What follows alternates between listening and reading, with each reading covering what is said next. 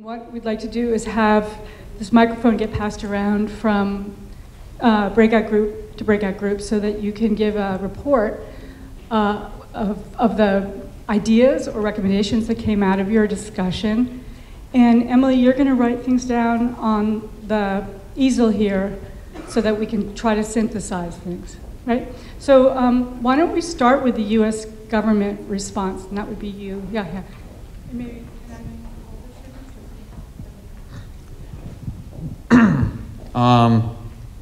So we had it's a complicated issue, obviously, so we spent a long while talking about it, trying to take all our ideas and all this information and build it into concrete points. So for these concrete points, first off, the U.S. State Department, USAID, and the Department of Defense should have closer communication with NGOs on the ground. There needs to be more effective communication because there's a huge communication gap. One of the people who worked with AMAR was in our group talking to us about that when they were talking with some people in the State Department. Some of them didn't know what was going on, and what we can do to improve communication and build a bridge between people in DC and people on the front lines addressing the issue is weekly or at least monthly public forums in which there is an active information exchange and an update on the events. These can be done through civil operations centers, modeled much after like the civil military operations centers in which the US Army brings parties of different groups of people and they kind of consult each other, they debate solutions or how, and this process in general just promotes more inclusiveness and improves communication, which will eventually be a good step in solving the problem. Our next point was to empower the locals to state build, to help develop institutions with them, with inclusion of the locals based on their social constructs and social realities. We describe this as akin to the ABA Rule of Law initiative, where we can use the leverage and expertise and longevity of NGOs to foster civil society, dialogue, and women's rights. And what I mean by social constructs and realities is Daesh, ISIS, they derive their legitimacy, quote unquote, from Islam. The biggest threat to ISIS is Islam, and the government needs to realize that. For example, in Syria, when moderate Islamists and normal people will go to them, this was before the opposition began actively fighting ISIS. When there was human rights abuses by ISIS, they said, okay, come to Islamic court. We're going to debate you in Islamic court with the sheikhs, and based on an Islamic interpretation, we're going to prove you wrong. And never once did they go to those courts because they know that if confronted with a real interpretation of Islam, they will not have any legitimacy. And tapping into that will destroy them from the inside out and will take away their pull from younger people. Because women's rights, gender equality, that's Islamic. Enslavement of minorities, that is not Islamic. And those are things you can draw from the Quran and the Sunnah. Thank you very much.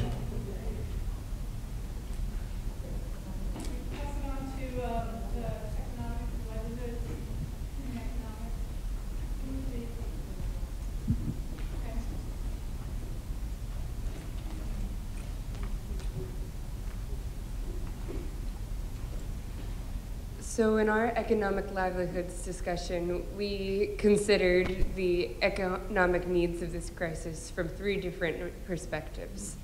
First of all, who do we want to be targeting these interventions with? We discussed mainly how simple as it may sound, we do need to be targeting both men and women in this regard, that empowerment for women, which has been one of the most important themes for all of today, does come alongside empowerment for young men. This crisis of masculinity that we discussed earlier in the day cannot be ignored as one of the root causes of this issue. And so, in a practical way, we must be offering the structures and incentives to help both genders in these communities. And then secondly, how to actually change these social norms to create structures that are empowering young women and men. Well, we talked about engaging women in the relief efforts, and also on a community scale, that when you create opportunities for refugees to be involved in ensuring their own livelihood, those kinds of programs are inherently women's empowerment programs, because you're creating the setting within a society for women to become actively involved in ensuring the health and livelihood for their families and their children. In short, capacity building, that we can take note from AMAR and all the work they've done using only local community members to distribute their resources and programming, and that on an international level, providing the resources for communities to be able to do this on their own is really important. Then from the perspective of us as members of a university, a foreign country, as students and faculty and professionals, that we need to be considering how to create the economic and political pressure on our governments and our representatives to create opportunities for this crisis to become a part of our political dialogue. But then on an even more tangible level, what kinds of media campaigns among our students and our citizens would be really meaningful for helping to create more resource flow to this crisis. We discussed the possibility of getting students to create a set of priorities for NGOs to agree to sign on to, the potential of getting President Obama to call ISIS Daesh, as well as just getting students to fundraise resources for this crisis, because at the end of the day, not enough can be done to divert money over to this problem.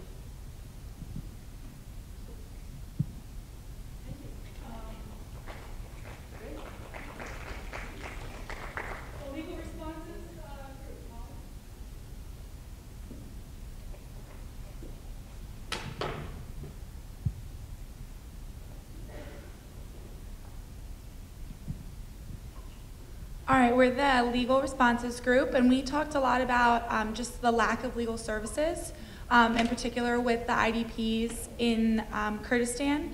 So we thought that the main issue when looking at the lack of legal resources was documentation, and that IDPs don't have documents, and because of this, they can't get any services or anything in general without these documents. And so we thought that lawyers in the camps to work with the refugees would be kind of a good start, just because of the right to a lawyer. A lot of people, A, don't have this right, or B, don't know that they should have this right.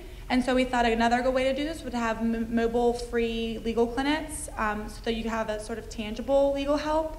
And then supporting civil society groups on the ground who are already doing this, because the government doesn't have the capacity to do it. And then there's also the whole corruption issue with governments. And then we also thought that the role that the government plays is important, because responsibility that the government plays, and that in the example of Iraq, the Iraqi government is a responsible actor and should help with the IDPs in Kurdistan. And so you should go along with anti-corruption measures to ensure that. And then we also thought it would be, just in terms of legal response, to classify the victims as victims of war, and assure that the benefits that come with that classification, because it does bring direct legal assistance to the victims.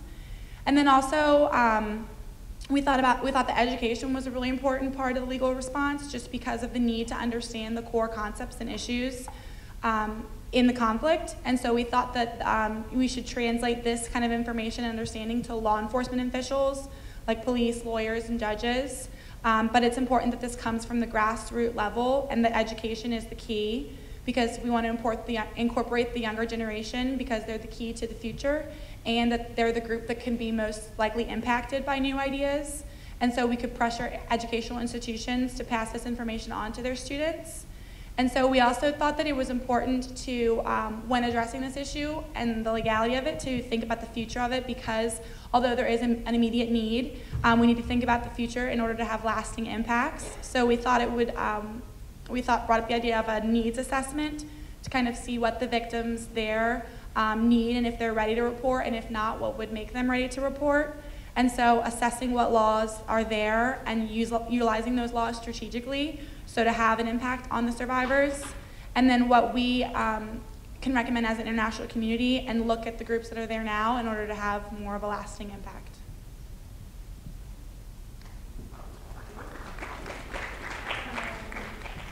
Okay, so the health and psychosocial.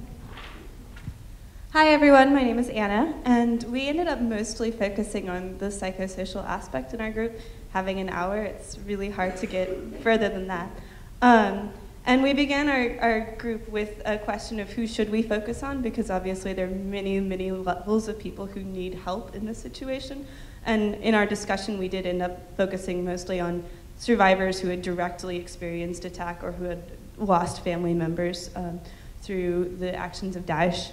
And then sort of the first thing we did was to go over what organizations like AMAR have been doing and what has been effective. And what they've primarily been working on, and this has worked quite well so far, is training the trainers. So they're going to community leaders, they're going to teachers, they're going to imams, and trying to train them in awareness of mental health issues and just basic empathetic listening skills, so that when people do need to confide in someone in their community, they have that support available. Another thing that they've done that has been effective is working with imams to help communities reintegrate women who have experienced sexual assault, and saying, you know, this doesn't mean that she's impure, this doesn't mean that we should reject her, she's a survivor of war, not something that needs to be discarded. And let's see, we also discussed educating people about trauma through the media, so through television interviews, through radio, that kind of thing. And then we moved on to some challenges that we face in working in this area specifically. And one of these challenges is that women are really, really reluctant to speak out about their own experience, as I think was brought up before. They'll talk about other women that were with them that were assaulted. They'll talk about friends or quote unquote friends who are experiencing this, but it takes a lot of time and a lot of trust to be able to say directly that yes, this did happen to me. And so that's one of the reasons why training community leaders is really important, because with a psychologist, you don't necessarily have time to develop that relationship and that trust. And then also, then we moved on to some suggestions. And I think one of the best ones that we came up with was in expanding the scope of trauma sensitization training to community health workers, because these are people who are going from door to door to assess, you know, what are the problems that each family is facing. And so if these health workers have empathetic listening skills, if they have the training to assess, okay, you're not sleeping well, you're having headaches, you're having backaches, maybe you have PTSD, and to be able to refer them to someone who might be able to help them out with that, without necessarily calling it PTSD, because there is a huge amount of stigma, but saying, oh, maybe if you go talk to this person, they'll be able to help you sleep at night. They'll be able to help you with your nightmares, that kind of thing. We also talked about something that AMAR is working on right now. It's getting a statement through the health department about losing your virginity by accident, so that women who have been raped can be married again, so that it wasn't an intentional thing, that she can be taken still as pure and accepted by a husband. And also working with legislation to allow abortions for rape survivors is really important and something that they want to focus on. Yeah, I think that was it. Thank you. The last group is refugees.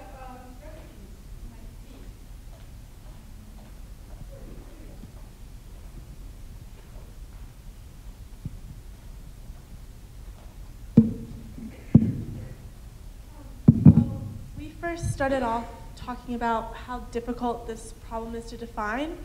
And we talked about how groups like AMAR can focus very narrowly on certain groups, but when you're looking at and that's why they're able to be effective and create so much good change and help. But when you're looking at the general issue of refugee resettlement and IDP, you have to look at the whole problem and how much there is to be done, and that is very different than talking like specifically with ISIS. It's very difficult to talk about because there's this idea that when you name and shame, it doesn't actually shame, it actually increases their scope and people know what they're doing, and it's kind of giving them a stage for what they want. And we talked a lot about Syrian refugees because it's not just right now with what's happening with ISIS. It's been going on for years, and that currently there's 3.2 million refugees in neighboring states, but all of the neighboring states are in the process of closing their borders, and that Lebanon has actually come out and said, we are not taking any more refugees. We simply cannot. It's too much for our economy. It's too much for us to handle. We won't be able to infrastructurally function if we take any more refugees. And Jordan has denied that they've closed their borders, but the UN has actually come out and said that Jordan's borders are closed and there's no more options there. And Turkey is difficult and it's limited with the amount of refugees that they're taking in, and it's very hard to become a refugee there. And as far as we know, the Iraq border is that's not controlled by ISIS is closed as well. And with the Kurdish regional government, the areas that they control, they seem to be open to other Kurds and Yazidi populations, but they seem to be closed to all Arabs. And there's a huge fear for people being persecuted, but they don't have the capacity to either go back to their home country or go to the countries in the neighboring areas. So we talked about how the threat does not weigh very heavily to groups like ISIS that are creating these refugee scenarios. And then we talked about it, which presents enormous challenges for both accountability and assistance. And we talked about legally that countries that are not bordering these areas are not legally responsible to take any refugees. So, there's the idea like the U.S. should take in more refugees, which is in Australia, all these areas, but they're not legally required to do so. It's all based on, it's discretionary and up to them. So we talked about this and how with the U.S., we've been very responsive to the Vietnamese and Iraqi refugees because we feel some sort of responsibility towards these areas, whereas with Syrian refugees, we've never had that close relationship that we feel like it's not saying that our fault, but we don't feel like we have that moral responsibility. And also, there's a huge security threat, whereas for the people who are signing off the documents and saying, I'm going to let this Syrian refugee come over to the U.S., there's a huge threat and concern that there's going to eventually be, if the person that they let come into the United States ends up bombing a building and they find the papers and this person signed off on it, then that's, huge repercussions on the governments or that individual person. So there's a huge, security threat and issue. So the other alternative, instead of taking in refugees, is giving money. And although we are the country that gives the most money, there's always more. And that's not. It's not always the easiest solution is just to say give more money, but especially in countries like Lebanon and Jordan, where there's less of, particularly in Lebanon, we talked about how there weren't very many camps because that's really hard on their infrastructure, and they are trying to integrate the refugees into the population. And we discussed how they have 1.2 million Syrian refugees, and comparatively, if you compare that to the U.S., that's 83 million people. If you're looking at the ratios, that would be like us taking 83 million refugees. So it's very hard on their infrastructure. And with donors for refugee work, it's hard to say. They want to know where their money's going. So a lot of it is people are unwilling to donate if they don't know for a fact where it's going. So we talked about how kind of organizational structure, and when groups donate through the UN, that's a set system. So they can see where their money's going, and kind of funneling UN money to the Lebanese government to the Jordanian government about how to get the money to the refugees. And that can actually make it spread a little bit farther when you're not in refugee camps, and that it's kind of going to the individual basis. And there's a lot that we can talk about how it's so difficult and how it's hard and how do you motivate people, but I think that we also discussed a lot about that we have a very large resource, and that is students. And there's a big movement right now about like, when students graduate, especially if it's like a liberal arts degree, a lot of people take a gap year, a lot of people do the Peace Corps, a lot of people decide to volunteer for an NGO for a year or two, and sometimes there's a pushback idea of like, oh, you can't really contribute, you come out and like, we need nurses more, or we need people who know about how to set up a water system, but we talked about how if you graduate and you really have a desire to change something and affect change, this is the time in your life to do it. This is the time when you have a year, 5 years to go and do this work and be in another country, and this actually will be very beneficial to you as a person later on, and what you learn and the experiences you gain now, you may be able to only teach English, or only, it's very important work, but it's not necessarily what you consider like nursing degree or that sort of thing can do, but you learn so much and you develop so much as a person that later on in life you're able to use these competencies to give back in huge, huge ways. So that's the basic gist. Thank you. Thank you very much for those reports. I think Chris now is going to synthesize all of this. Well, that's all the awareness group. So I'm going to speak about the getting message out.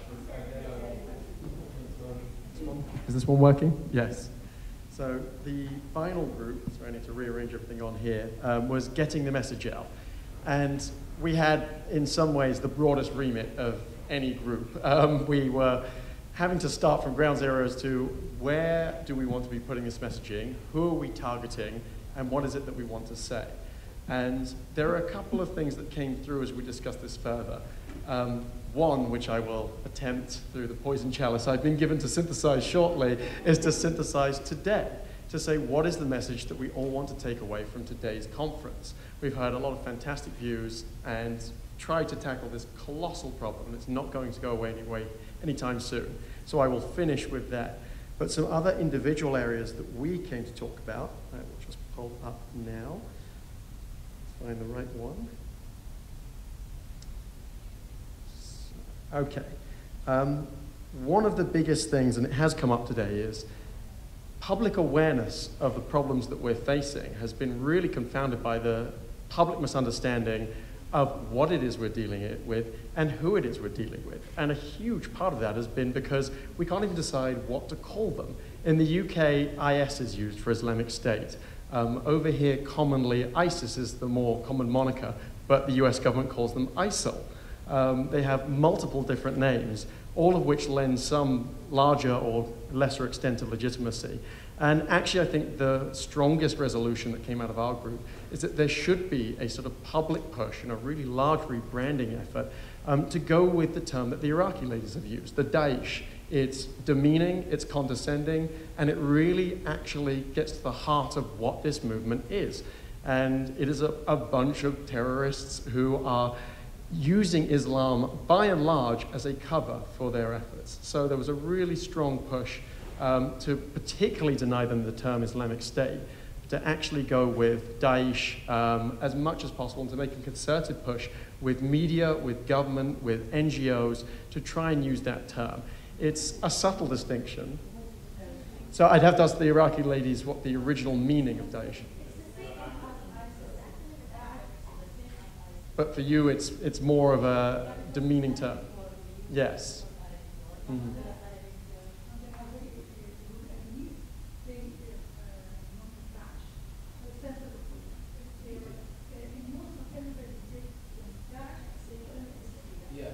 Yeah.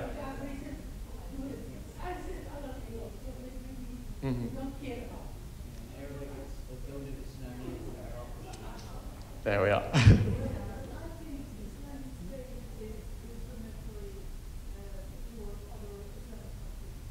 This is a huge insult to every other, to Islamic republics, to genuine states in the region. So above all, that was by far the worst we think that it can be called. But that was something that was resoundingly come across, that if we are trying to change the public profile on this, trying to actually get a unified messaging on this, would be a really sort of good way of targeting that. Another aspect of this is, rather than just talking about what it is we can do to help, which is really the cure, why don't we talk about the prevention? And something that has been noted consistently is the efficacy of social media from Daesh, as we all now call them. They are very savvy. They're setting up dozens, if not hundreds, of Twitter accounts every week. They are using Tumblr, they're using Instagram. They are using a lot of very compelling messaging in English, and they are drawing French people, English people, Americans. They are drawing in people with a very enticing message. And so a big push was, how can we counter that? How can we start campaigns that show the reality? And particularly focusing on some of the women in particular, but men as well, who have gone to fight, to join this glorious fight, and have ended up coming back and running for their lives. And how can we facilitate their stories? Because that is the truth of what is going on in the region. And that needs to be told, because right now there are a lot of unemployed, disaffected individuals who see glory, they see power, they see women, they see money, and they see all the things that they are not achieving either locally or in their home countries. So how do we get that counter-narrative out there? And we thought about social media campaigns, common media campaigns, anything that can highlight that message. A more prosaic idea, but one that's also important, would be a clothing drive. Could be done through universities such as UVA, a network of universities, local communities. And that's just a very basic one, but it has two aspects to it. One, of course, is just the help that immediately brings. Winterization, we cannot stress enough, is the biggest challenge that we're facing at the moment. Already our Iraqi colleagues have been saying, every year we pray for rain because it never comes in the region. You know, it's the most wonderful thing. This year of all years, where we have this colossal crisis, the rains have come early. And just while they've been with us this week, our colleagues from the field, their colleagues who remain there, have been sending us photos of these flooded refugee camps. Winter is already hitting. It's already beginning to be a huge problem. So there is, of course, the immediate need for a clothing drive. That also just helps to raise awareness within communities. Actually doing a charitable campaign like that, involving a lot of people, even if it's as simple as bringing along a plastic bag full of your old clothes, does raise people's awareness on these issues. A couple of tech ideas, and here's ones for any budding tech sort of students we have in the audience, or anyone who has any Silicon Valley contacts. One of the most colossal problems that we've encountered is the fact that many of the IDPs and refugees fled with the clothes on their backs.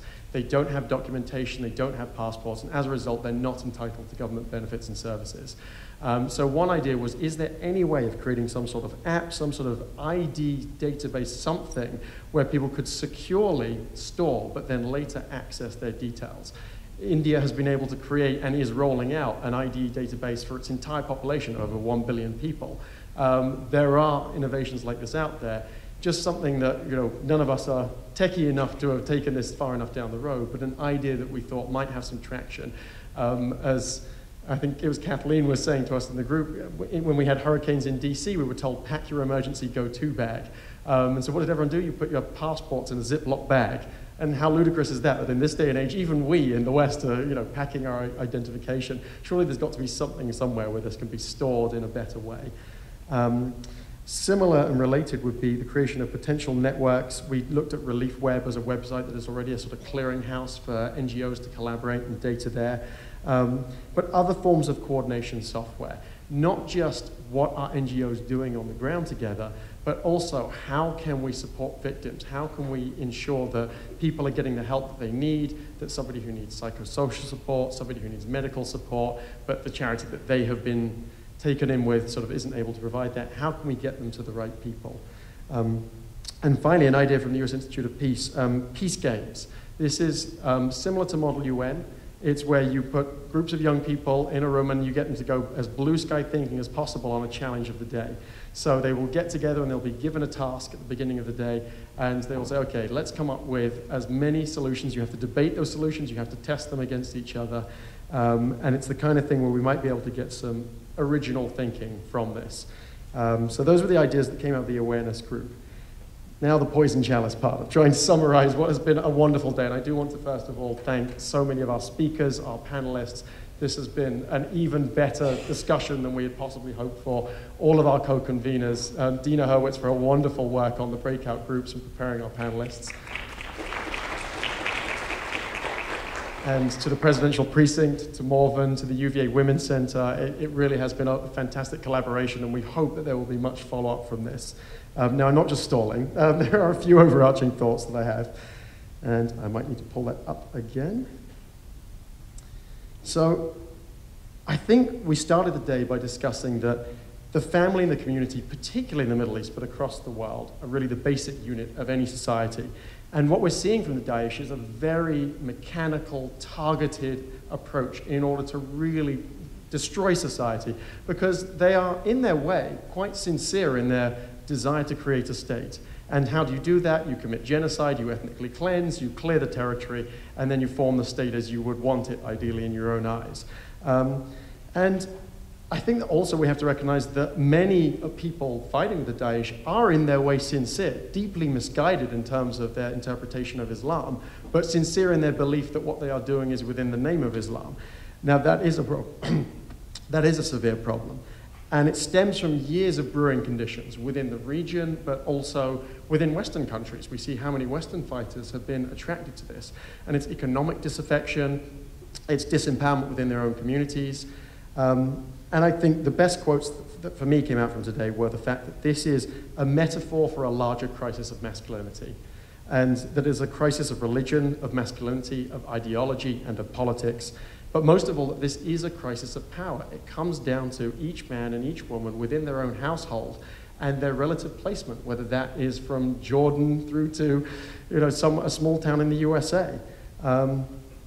We also have to recognize we have talked and focused on ISIS today because they are by far the worst. They are at the sharp end of a terrible crisis, and their ownership of what they have been doing makes them particularly awful. As Bill Frelick pointed out earlier today, how do you shame an organization that has no shame, that actively owns this as propaganda tools? But we have to recognize that the secular Syrian regime was doing this long before ISIS were even known of. They were even an entity that anyone was aware of. And that unfortunately this stems from much deeper and broader trends within the region. Now that I've thoroughly depressed you all and made you think that there's absolutely no hope, while there are an extreme number of challenges, I think that there are also so many opportunities. And the thing that came across for me today, I very much want to thank Butch Anderson for his comments. Women are powerful too. And not only in the fact that women can pick up a gun, but something that we've seen, and we talked about this on the communications panel, is that for most women, there is a deep shame and dishonor that comes with this, but there are women out there who are willing to tell their stories, and that has come up today. And our colleagues before they left were in the KRG Parliament, the Kurdish Regional Parliament, and heard from 2 Yazidi women who said, I want my awful story to be put out there so that I can prevent this from happening to others. And women are going to be our best agents going forward in terms of getting the message out. But men will ultimately be the best agents of change. And the engagement of men and boys has to be a core part of this. As we discovered, when a man doesn't have a job, he looks a lot less kindly on a woman, on his wife having a job. And we have to listen to the local communities and look at this from the bottom up. And it's something I think that's come out in several of the groups. That was definitely a common theme. It's all very well us having our overarching policies, but unless we're listening to local solutions, listening to those powerful women and powerful men on the ground who can be the agents of change where it matters most, they are our boots on the ground right now because that is all we have, then that's our best chance of success. I'm going to close by echoing Susan Markham's comments, which is this all seems very big, very hopeless, and there's so much to do, but each of us has come up with a lot of really good ideas today. And so everyone from today, I would be so grateful if everyone just goes away and do what you can where you are. Come up with a little idea, form a group, form a clothing drive, form a student council we were talking about, all the sorts of different things, form a peace game. Anything that we can do collectively, start spreading the message. You know, we live in an age of very fashionable social media and campaigns going viral. All that is a fancy way of saying it's humans telling other human beings about what is going on. So let's start that here today. That is why we set up this conference. Please go away, tell your friends, tell your family. Let's continue working on this. Let's keep in touch. We may even try and form a network from this to try and keep everybody contacted. And everybody, please go away and do what you can. Thank you very much.